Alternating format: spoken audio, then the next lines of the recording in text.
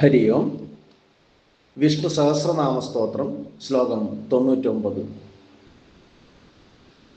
സുവർണബിന്ദുരക്ഷോഭ്യഃ സർവവാഗീശ്വരേശ്വരഃ മഹാഹൃദോ മഹാഗർത്തോ മഹാഭൂതോ മഹാനിധി.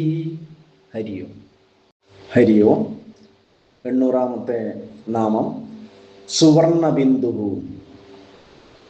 സ്വർണതുല്യങ്ങളായ ബിന്ദുക്കൾ എന്നതിന് അവയവങ്ങൾ എന്നാണ് അർത്ഥം. അത് ഉള്ളതിനാൽ സുവർണ ബിന്ദു.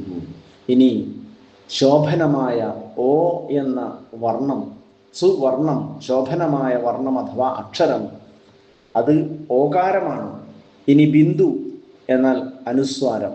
അപ്പോൾ ഓ എന്ന വർണ്ണവും അനുസ്വാരവും കൂടിച്ചേർന്നാൽ ഓങ്കാരം.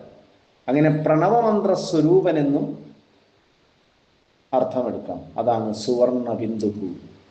801-ാമത്തെ നാമം അക്ഷോഭ്യ. പുറമെയുള്ള യാതൊന്നിനാലും ഭഗവാനെ ക്ഷോഭിപ്പിക്കാൻ സാധ്യമല്ല.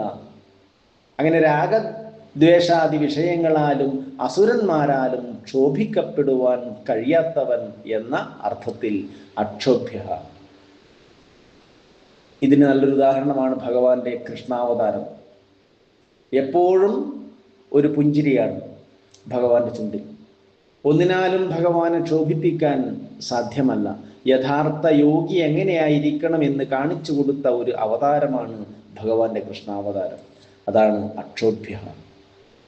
802-ാമത്തെ നാമം സർവവാഗീശ്വര ഈശ്വര. സർവവാഗീശ്വര ഈശ്വര. വാഗീശ്വരന്മാർ എന്നാൽ വാക്ക്, വാണിയെ അഥവാ വിദ്യയെ ശരിക്കും അറിഞ്ഞവരാണ് വാഗീശ്വരന്മാർ. അവർ ബ്രഹ്മാദികളായിട്ടുള്ള ജ്ഞാനികൾ.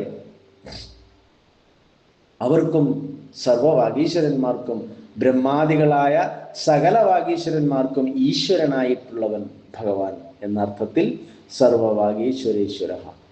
803-ാമത്തെ നാമം മഹാഹ്രദ. ഹ്രദമെന്നാൽ കയം. ആഴത്തിൽ വെള്ളം നിറച്ചു വെച്ച ഒരു കയത്തിൽ, നല്ല ശീതളമായ ജലത്തിൽ അങ്ങനെ ഇരുന്ന് കുറേ നേരം അങ്ങനെ ഇരിക്കാൻ സാധിച്ചാൽ ഉണ്ടാകുന്ന ഒരു സുഖം, അതുപോലെയാണ് ആ സദാനന്ദ സ്വരൂപനായ ഭഗവങ്കൽ മനസ്സിരുത്തി ആ സമാധി അവസ്ഥയിൽ ഇരിക്കുന്ന ഒരു യോഗിയുടെ അവസ്ഥ എന്നാണ്. അത്രയും സുന്ദരമായ ഒരു അവസ്ഥയാണ് ഭഗവത് ആനന്ദത്തിൽ, ഒരു മഹാഹൃദത്തിൽ എന്ന പോലെ, ഒരു കയത്തിൽ അങ്ങനെ ഇരിക്കുന്നത് പോലെ സുഖമായിട്ട് മുഴുകി അങ്ങനെ ഭഗവാനിൽ നിമഗ്നമായ മനസ്സോടെ വിശ്രമിച്ച് സുഖമായിരിക്കുന്നു എന്നതിനാൽ മഹാഹൃദ. 804-ാമത്തെ നാമം മഹാഗർത്ത. ഭഗവാന്റെ മായ എന്നത് ഗർത്തം പോലെ, ഒരു അഗാധമായ കുഴി എന്നതുപോലെയാണ്. അത് മഹത്വമാണ്. വീണുപോയാൽ പിന്നെ പുറത്തേക്ക് വരാനും സാധിക്കില്ല. അതുപോലെയാണ് ഭഗവാന്റെ മായ. ആ ഗർത്തത്തിൽ വീണുപോയാൽ തനിച്ച് അവിടെ നിന്ന് എഴുന്നേറ്റ് പുറത്തേക്ക് വരാൻ സാധിക്കില്ല. ഒരു കൈ സഹായം വേണം. അത് ഭഗവാന്റെ തന്നെ ആ സഹായം നമുക്ക് ആവശ്യമുണ്ട്.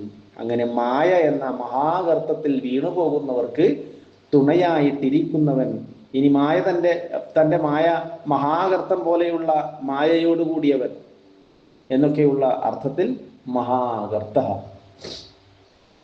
805-ാമത്തെ നാമം മഹാഭൂത. മഹത്തായ ഭൂതം എന്നാൽ സ്വരൂപം. ഭഗവാന്റെ വിരാട് സ്വരൂപമാണ് ഈ പ്രപഞ്ചം മുഴുവൻ വ്യാപിച്ചിരിക്കുന്നത്. അപ്പോൾ അത്രയും മഹത്തായ സ്വരൂപത്തോടു കൂടിയവൻ എന്ന അർത്ഥത്തിൽ മഹാഭൂത. 806-ാമത്തെ നാമം മഹാനിധി.